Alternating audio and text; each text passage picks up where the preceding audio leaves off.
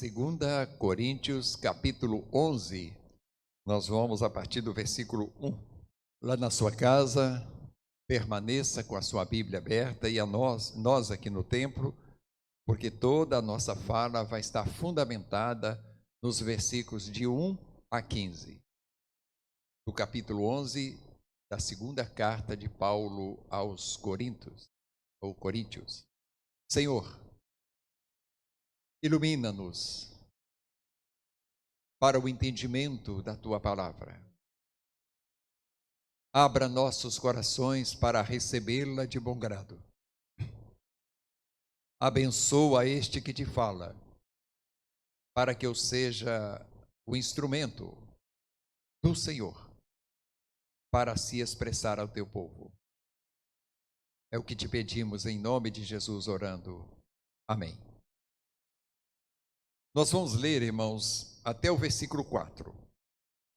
Essa palavra foi iniciada domingo próximo passado, pela manhã, aonde nós estamos aqui, tirando lições sobre o perfil do verdadeiro cuidador das ovelhas de Jesus.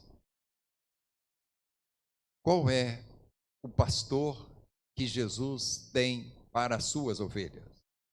Domingo passado nós lemos, para iniciar o culto, o texto de Jeremias, no seu capítulo 3, quando ele exortava a nação de Israel ao arrependimento e dizia que estaria recuperando de cada cidade um grupo de remanescentes judeus e que ele lhes daria um pastor segundo o seu coração. Então esse é o cuidador das ovelhas de Jesus.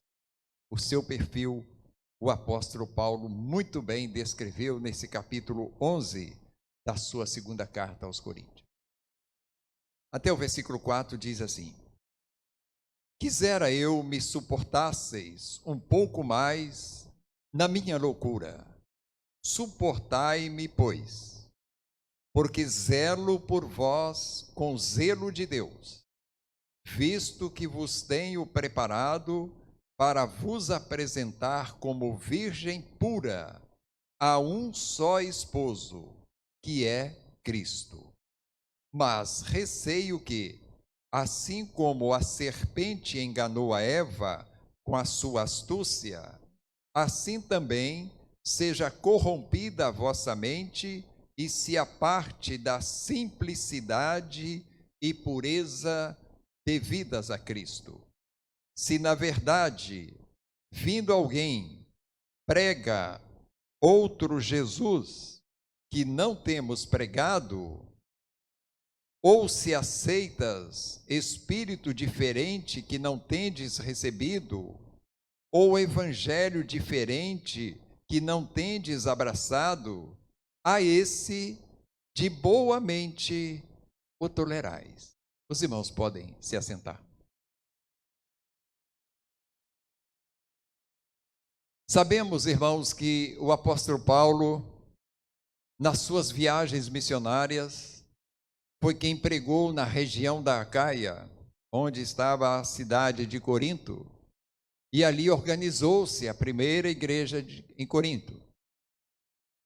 E Paulo continuou desbravando a Ásia, a Europa, instalando igrejas. E de repentemente ele recebe notícias de que aquela igreja em Corinto estava com sérios problemas doutrinários, precisando de ser reorientada doutrinariamente. Ele escreveu a primeira carta, não sendo o suficiente para cobrir todos os assuntos que chegou-lhe ao conhecimento de desvios doutrinários naquela igreja, ele escreveu uma segunda carta, que é exatamente a que nós temos aqui, e alguns estudiosos afirmam que houve uma terceira carta, mas que se perdeu. Eu fico neutro nesta opinião. E nesse contexto que nós estamos, do capítulo 11 de 2 Coríntios, Paulo está tratando de um grave problema daquela igreja. Aquela igreja estava com dúvidas sobre a autenticidade de ser Paulo um apóstolo, ou do seu apostolado, a autenticidade do seu ministério. Por isso, Paulo escreveu a eles essa carta. E ele está se colocando aqui, a notícia que ele recebeu é que ele estava sendo, não estava sendo tolerado por aquela igreja, porque ela tinha sido induzida por falsos mestres, que colocou ali aquela ideia da não autenticidade do apostolado de Paulo, do seu ministério. Então, para esclarecer isso, Paulo usou a sua própria história dentro da igreja de Corinto. Ele, vamos dizer, ele estampou, ou ele mostrou, ele destacou a sua forma que ele agiu sempre naquela igreja, desde a sua organização, que foi oriunda da sua pregação, até aquele momento. E a proposta para nós, aqui, Igreja Monte Moriá, é que nós possamos tirar lições disto aqui. Por que objetivo, irmãos?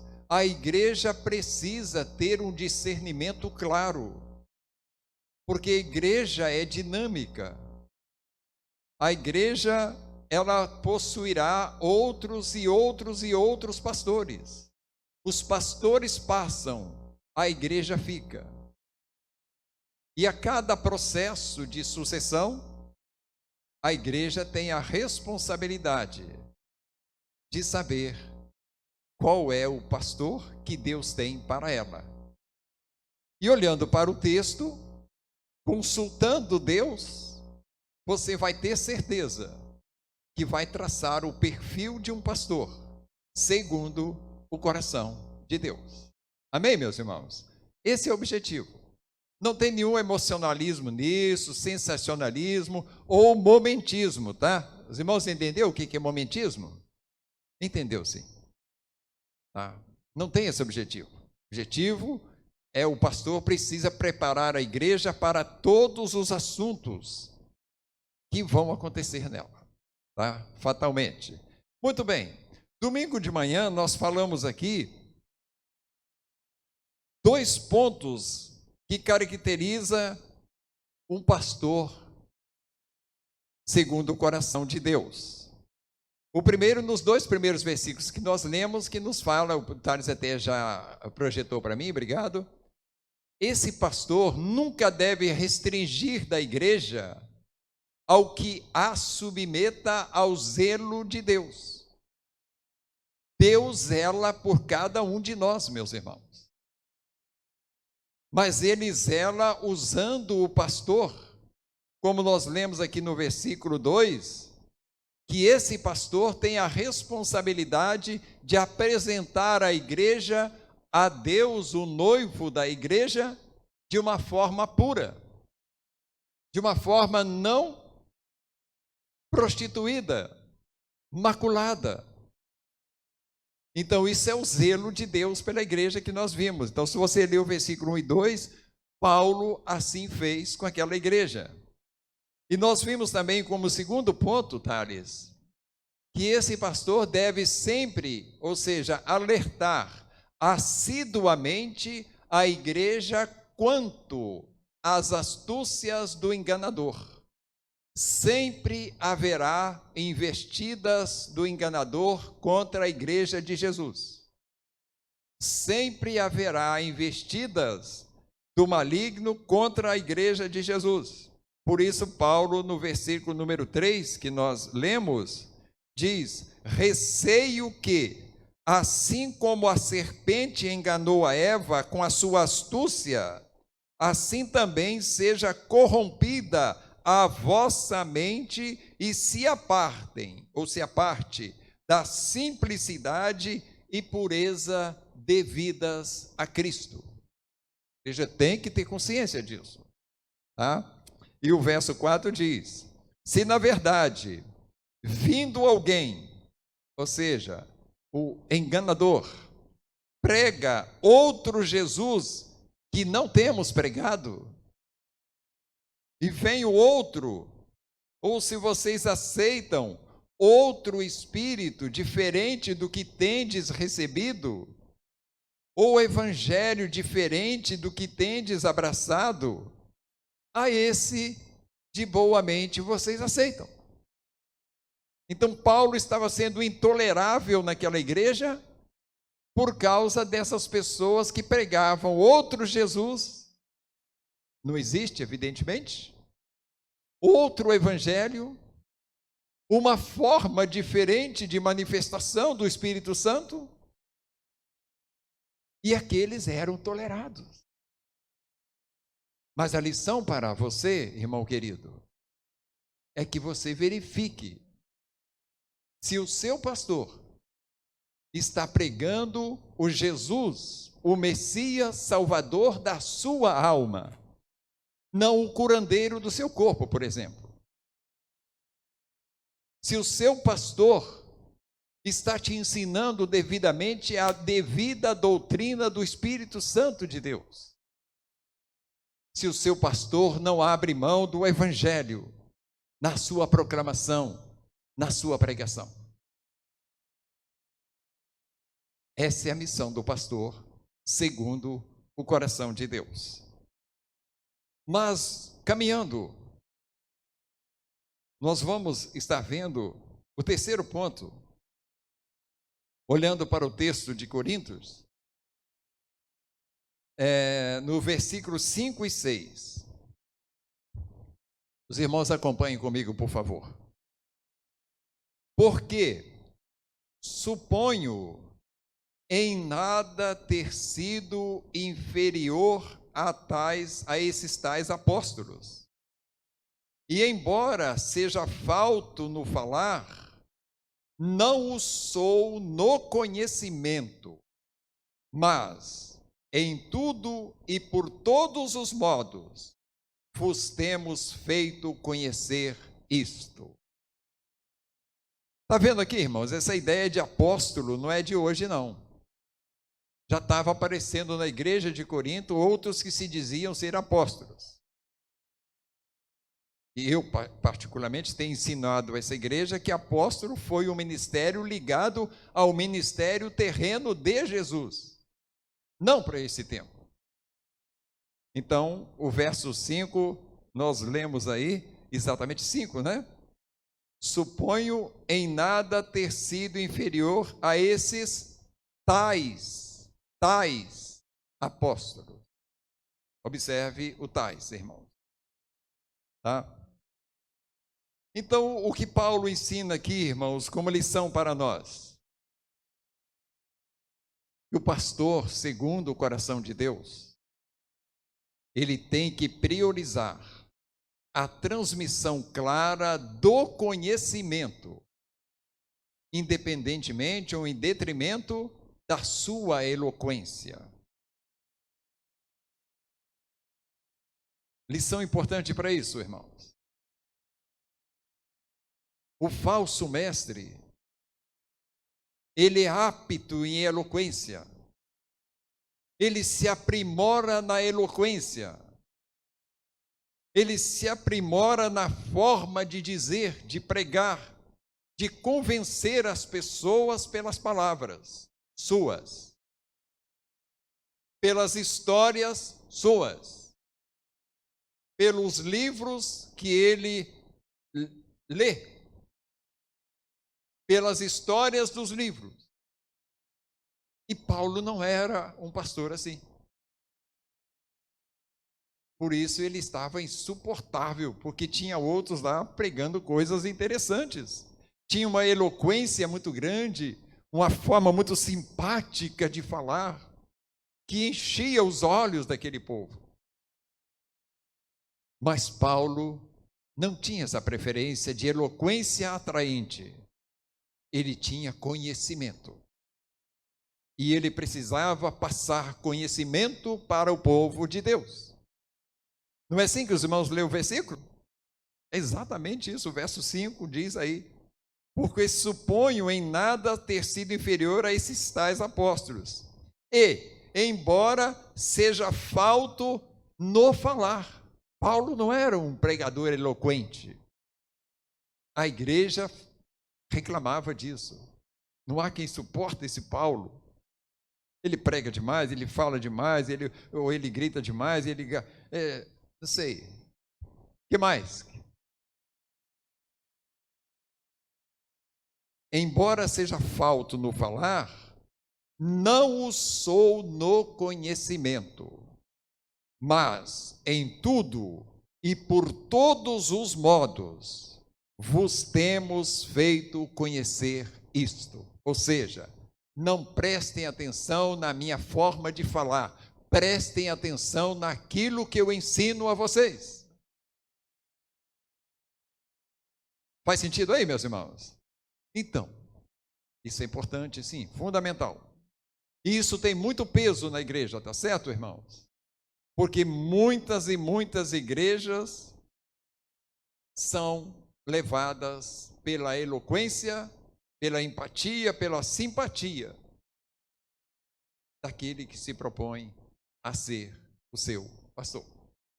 Paulo estava preocupado em transmitir o conhecimento. O pastor precisa trabalhar para transmitir conhecimento aos crentes, à igreja, para que todos nós sejamos edificados, cresçamos em unidade de fé, em conhecimento da graça, em conhecimento de Jesus, em santificação de vida, consequentemente.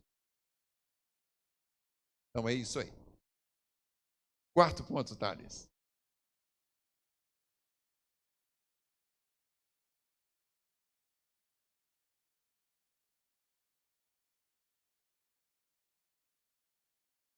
Versículos 7 e 9 do capítulo 11 de 2 Coríntios. A quarta lição que traça o perfil de um pastor segundo o coração de Deus. Versículos 7 e 9 diz assim: cometi eu, porventura, algum pecado pelo fato de viver humildemente, para que fosseis vós exaltados, visto que gratuitamente vos anunciei o Evangelho de Deus? Despojei outras igrejas, recebendo salário, para vos poder servir. O pastor segundo o coração de Deus, irmãos, ele deve priorizar a missão espiritual, mesmo em detrimento às suas necessidades pessoais. Essa igreja tem consciência disso. Essa igreja sempre soube sustentar o seu pastor. Isso é muito importante os irmãos saberem. Mas é muito importante também os irmãos saberem que há pastores que não se contentam com o sustento. Eles querem muito mais do que as suas necessidades reais. Isso é grave, irmãos. Isso é perigoso. Porque a igreja começa, então, a ficar em situação complicada. Porque o pastor que ela escolheu, que já tem domínio sobre ela, está voltado para os seus interesses pessoais mais do que espirituais. Será que tem pastores assim, irmãos? Lamentavelmente tem. Paulo, meus irmãos, a igreja de Corinto, pelo que nós entendemos, era refratária a esse entendimento de que o obreiro é digno do seu salário. E Paulo trabalhava com eles assiduamente. E chegava no fim do mês, eles nem um tapinha nas costas de Paulo davam. Obrigado, Paulo. Eles achavam que Paulo não tinha estômago, não precisava comer, não precisava de se sustentar. E ele trabalhava 24 horas por aquela igreja. Então ele diz: não é por isso que eu deixei de pregar o evangelho para vocês. E ele usa aqui um verbo forte: despojei outras igrejas, recebendo o meu sustento para poder servir vocês. Então, irmãos queridos, atentem para essa lição. Nós já lemos um texto que eu até tinha separado para fundamentar essa palavra, que está em 1 Pedro, capítulo 5, 2 a 3. O Thales até vai projetar para nós, aonde Pedro também trata disso, que diz assim: pastoreai o rebanho de Deus que há entre vós, não por constrangimento, mas por espontaneamente, como Deus quer, nem por sorte da ganância, mas de boa vontade. Assim deve ser exatamente o pastor segundo o coração de Deus. E assim deve ser a igreja de Deus, que possa ver a necessidade do seu pastor e supri-la devidamente, para que ele não necessite de se socorrer em outra igreja para o seu sustento. Ficou claro para os irmãos isso aí? Amém, meus irmãos? Paulo se colocou, estampou, mostrou: eu fiz isso por vocês. E vocês não me toleram. O que eu fiz? Será que eu fiz pecado, né? O verso que nós lemos foi o 5, 7, né? Cometi eu, porventura, algum pecado pelo fato de viver humildemente? Paulo passou apertos financeiros, misérias, irmãos, para socorrer Corinto.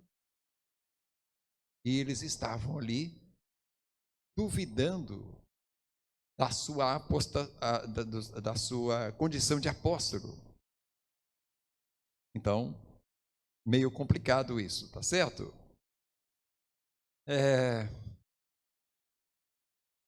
O ponto 5,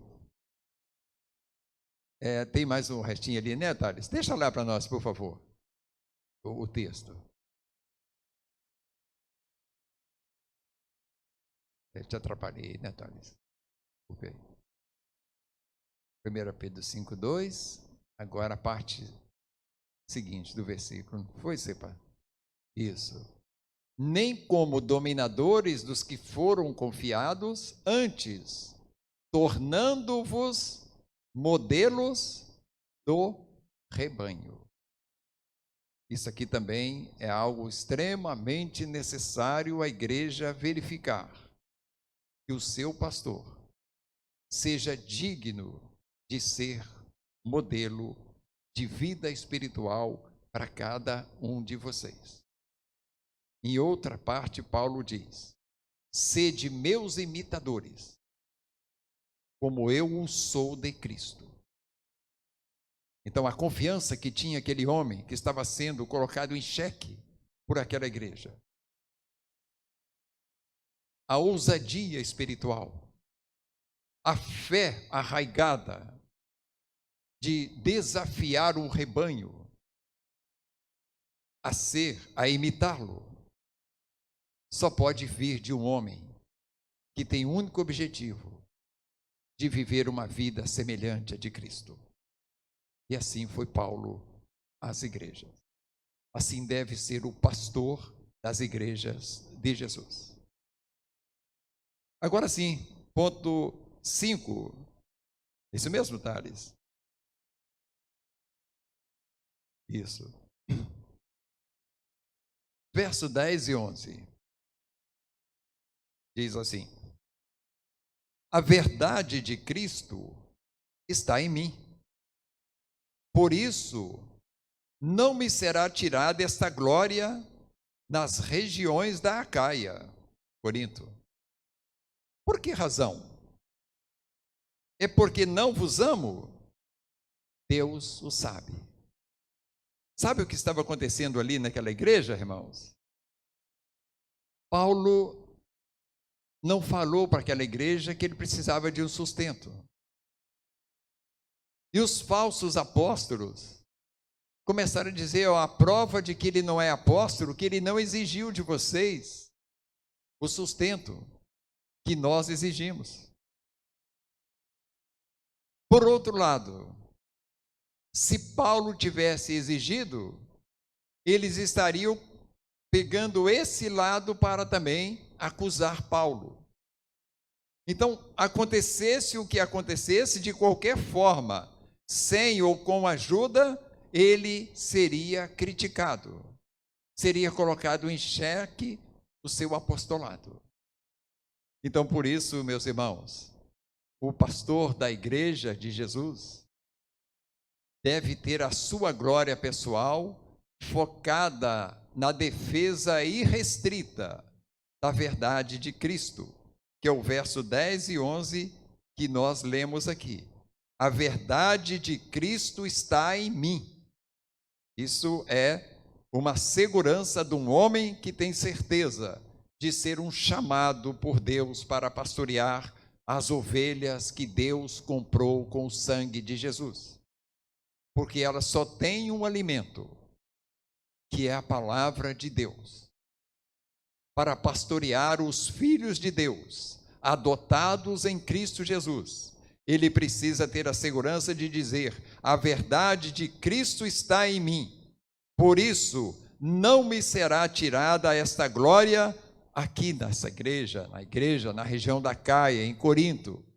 Então, a sua glória era a pessoal focada na defesa irrestrita da verdade de Cristo. Por isso, lá no começo ele disse: se vocês puderem, me tolera mais um pouco, que vocês vão sentir. Mas não sei se toleraram, né? Deus sabe. Gálatas, capítulo 6, versículo 14. Você projeta para nós, por favor, Thales? Gálatas 6, 14. Paulo também tratou disso lá naquela igreja da Galácia. Tinha esses problemas também.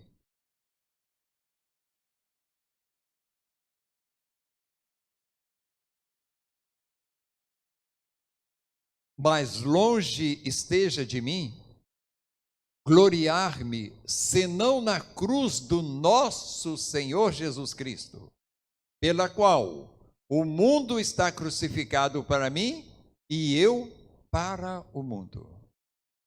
Também lá na Galácia, irmãos, apareceu falsos profetas, na igreja aos Gálatas. Paulo começa a sua carta descrevendo que ele estava assustado de ver as mudanças negativas que estavam acontecendo naquela igreja. Porque lá apareceu pessoas que a glória deles não era a de Cristo. A glória deles era deles mesmos. Eles não se gloriavam na cruz de Cristo. Eles se vangloriavam em si mesmos, na sua eloquência, na sua importância e no seu salário. Então, por isso, Paulo escreveu: longe de mim gloriar-me, senão na cruz do nosso Senhor Jesus Cristo, pela qual o mundo está crucificado para mim e eu para o mundo. Paulo não se importava com essas coisas. Ele defendia, ter a sua glória focada, Põe no ponto 5 para mim, Thales, por favor. Isso, ter a sua glória focada na defesa irrestrita da verdade de Cristo. Que assim seja sempre para os irmãos, ter aqui alguém que tenha a sua glória focada na defesa da verdade de Cristo e não em si mesmo. Ponto 6, Thales. Vamos ler junto para a gente dar uma despertada aí, irmãos. Jamais servir de argumento comparativo para os falsos ministros do Evangelho. Olha que coisa terrível aconteceu. O pastor das ovelhas de Jesus, irmãos, nunca deve ser um referencial para que o falso mestre argumente. Ó, seu pastor faz isso, eu não faço. Tá? Então, vamos ver se está escrito isso nos versículos 12 e 13. Mas o que... versículo 12. Mas o que faço e farei é para dar ocasião àqueles que a buscam com o intuito de serem considerados iguais a nós, naquilo em que se gloriam. Ou seja, outras palavras, né, eles se gloriam lá nas suas vaidades, na sua eloquência, na sua aparência, na sua forma de vestir, talvez. Mas Paulo diz aqui, no versículo que acabamos de ler, 12, né? Exatamente. Eu sempre farei, cortarei a ocasião, não darei oportunidade àqueles que a buscam com o intuito de serem considerados iguais a nós, naquilo em que se gloriam. Por quê? Os tais são falsos apóstolos, obreiros fraudulentos, transformando-se em apóstolo de Cristo. Olha aqui, irmãos, a promoção pessoal. Transformando-se, eles se transformando em apóstolo de Cristo. Os apóstolos foram chamados por Cristo. O pastor precisa ter um chamado de Cristo para isto. Orem, meus irmãos, para que nunca tenha um pastor que não tenha um chamado de Deus. Não um chamado da igreja, não um chamado pessoal. O ministério pastoral é uma obra extraordinária que precisa de alguém chamado por Deus para executá-la, para que Ele, Deus, o sustente. No seminário, eu lembro muito bem, às vezes a gente falava, se não é chamado, não vai ficar. E eu tenho constatado isso, irmão. Com certeza. Bom, jamais servir de argumento comparativo para os falsos ministros do Evangelho. E veja como Paulo os descreve. E não é de admirar, verso 13, porque os tais são falsos apóstolos, obreiros fraudulentos. O que é fraude, irmão? É o engano, é a trapaça, e sempre em benefício pessoal, próprio. A fraude é sempre em benefício ao seu autor. Nós vamos a um posto de combustível, né? Lá encontramos um combustível que tem a metade da sua essência e a outra metade foi colocado outros produtos mais baratos, mas que vai certamente prejudicar o funcionamento da sua máquina.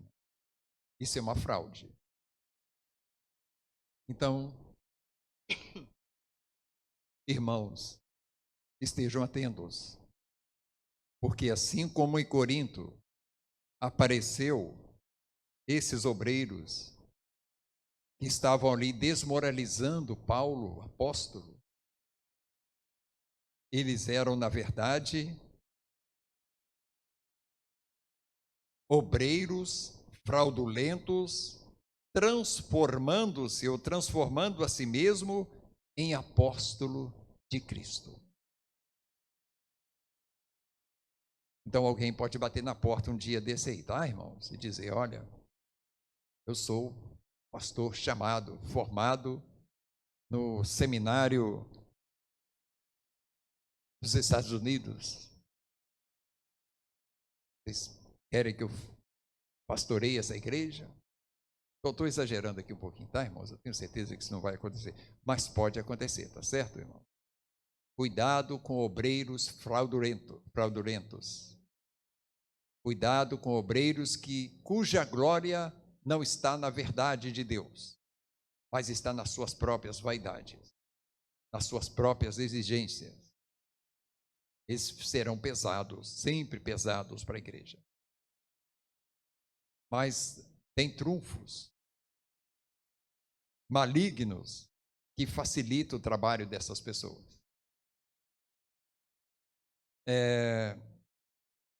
A gente não pode deixar de comentar isso. Hoje, irmãos, você observa,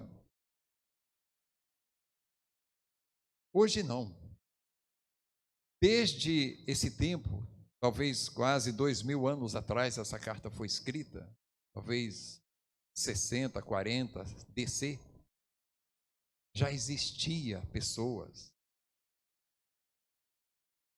que enganavam as igrejas para cometer fraudes em favor de si mesmo.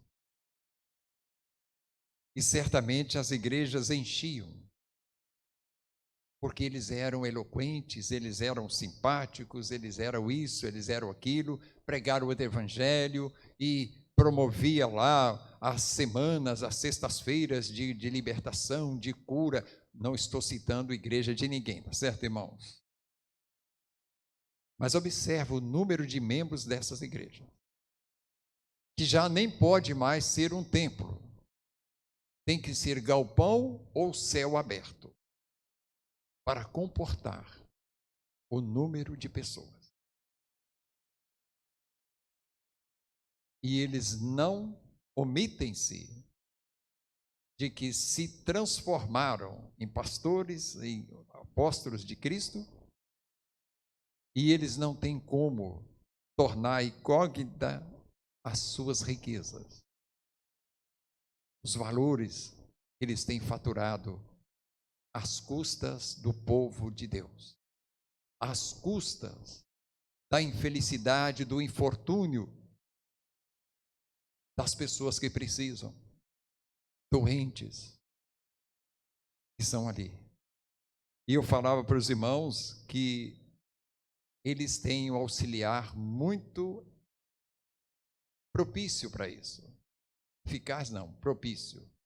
Que Paulo encerra exatamente a sua carta com eles aqui, tá? Então vamos ao 7º e último ponto, Thales.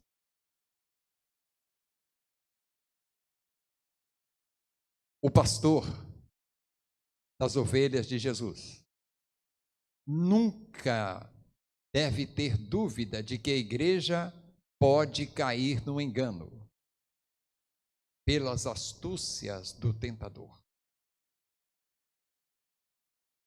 Vocês são alvo do tentador para trazer aqui falsos mestres, falsos apóstolos, fraudulentos, enganadores. E de repente não vai caber essa igreja aqui de gente. Inicialmente nós vamos ficar muito felizes. Não estou defendendo causa minha não, tá, irmãos? Por favor, diante de Deus digo isso. Mas quem é o articulador de tudo isso? Tá? Então, eu hoje, como pastor dessa igreja, eu não posso ter dúvida de que vocês podem cair no engano pelas astúcias do tentador. Por isso eu preciso pregar o conhecimento para vocês, a verdade, o evangelho, a santificação. Mostrar para todos nós aonde estão nossos pontos vulneráveis, porque é ali que o auxiliar do falso pastor vai atuar, nas nossas fraquezas. Então, ponto 7, versículos 14 e 15. Paulo diz: e não é de admirar. Então, não admire não, tá, irmãos? Não se assustem. Porque o próprio Satanás se transforma em anjo de luz. Não é muito, pois, que os seus próprios ministros se transformem em ministros de justiça, e o fim deles será conforme as suas obras. Então, não nos admiremos. Não nos admiremos, irmãos, como o verso 15 diz. 14. O próprio Satanás se transforma em anjo de luz. Por isso existem muitos lugares no Brasil que tiveram que fazer cômodos grandes para depositar ali óculos, muletas, e isso, e mais aquilo, cadeira de roda, simbolizando que pessoas que foram ali curadas, por exemplo, por uma imagem de barro, pendurada num lugar, que se cair dali quebra tudo. Não é de se admirar que as igrejas hoje que não mais se comportam num tempo quanto esse, faz galpões enormes, porque também há curas miraculosas ou mirabolantes por falsos pastores que pregam um Cristo curandeiro, que pregam um Cristo econômico, que faz você ficar rico, que faz a sua empresa ser um sucesso, que faz com que você deixe de ser um empresário quebrado, que você não nasceu para ser pobre, que você é filho do rei. Essa é a pregação que se ouve. E a Bíblia diz que o povo é conforme o seu pastor. Então eu precisava falar isso para os irmãos, porque é minha responsabilidade. E eu concluo, Thales, com o texto de Gálatas 1, até já citei o texto aqui, né? 6 a 7. Gálatas capítulo 1, versículos 6 e 7.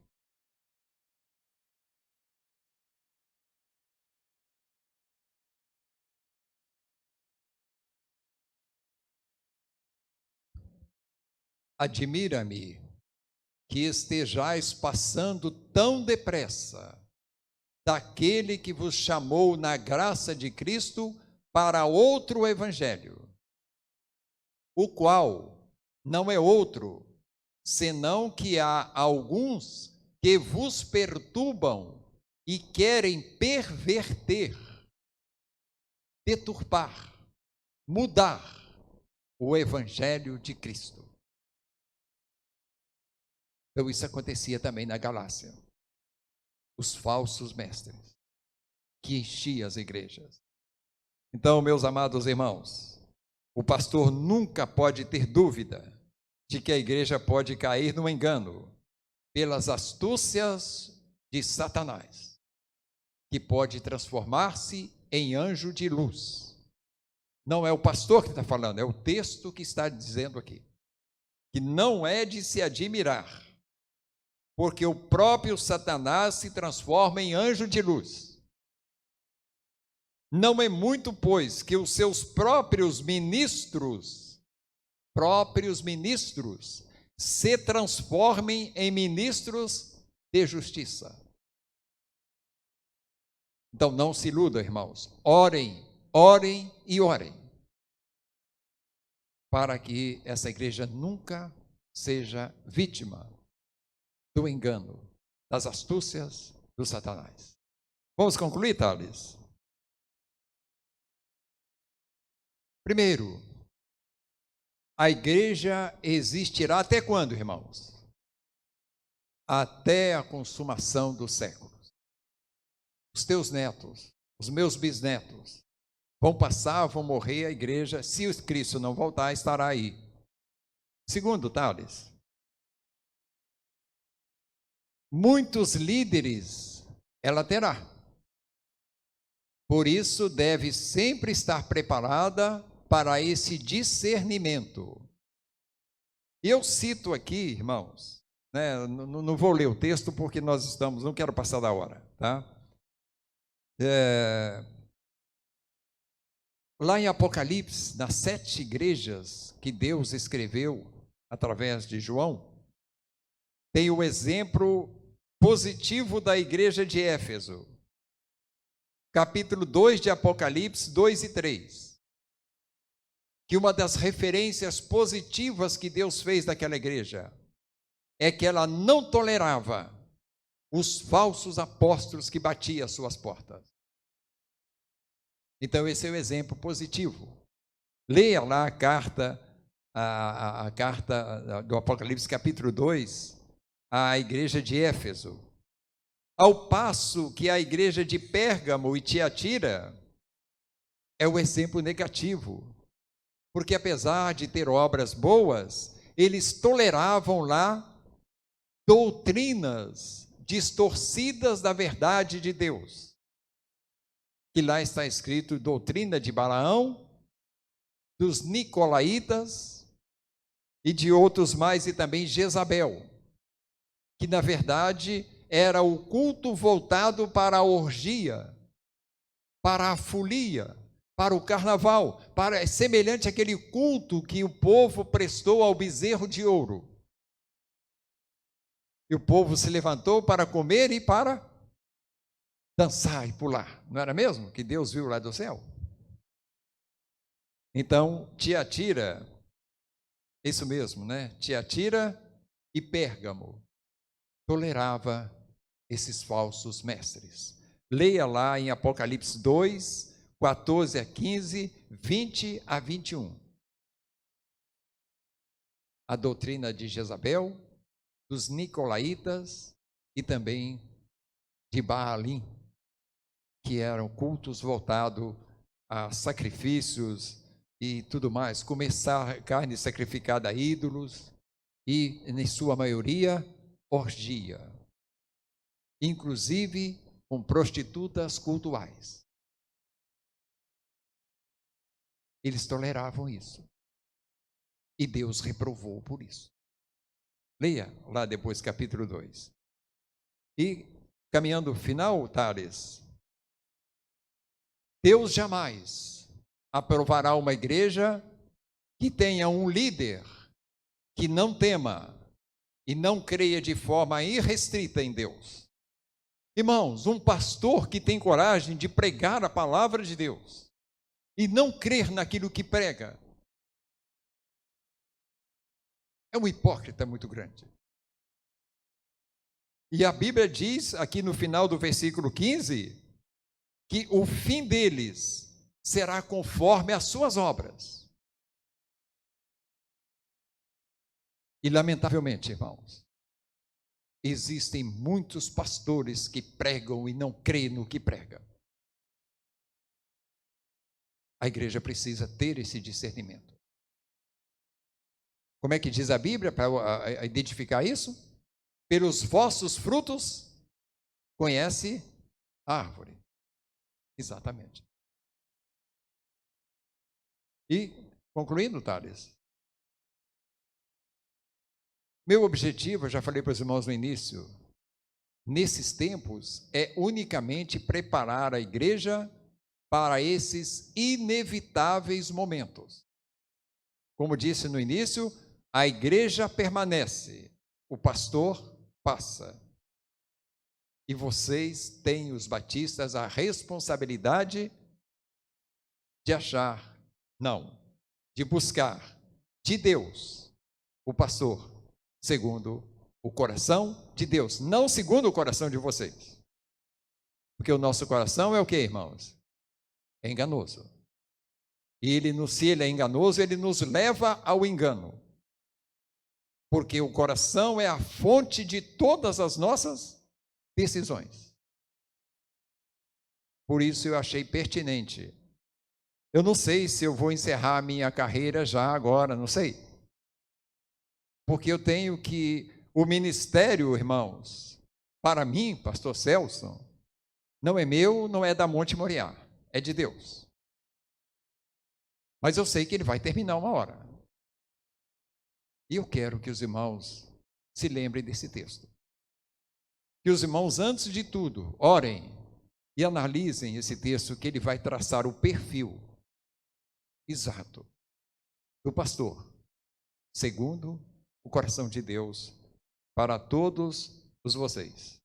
Então, como eu disse lá, sem emocionalismo ou sem sensacionalismo.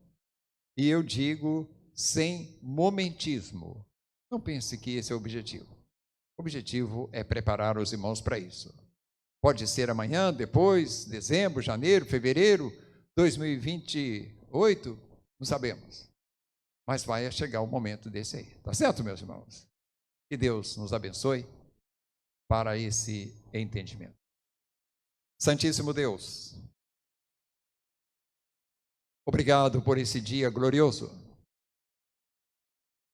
em que estivemos congregados pela manhã, noite, e o adoramos, exaltamos o teu nome, entoamos louvores a ti, Senhor. Oramos crendo que o Senhor nos ouviu.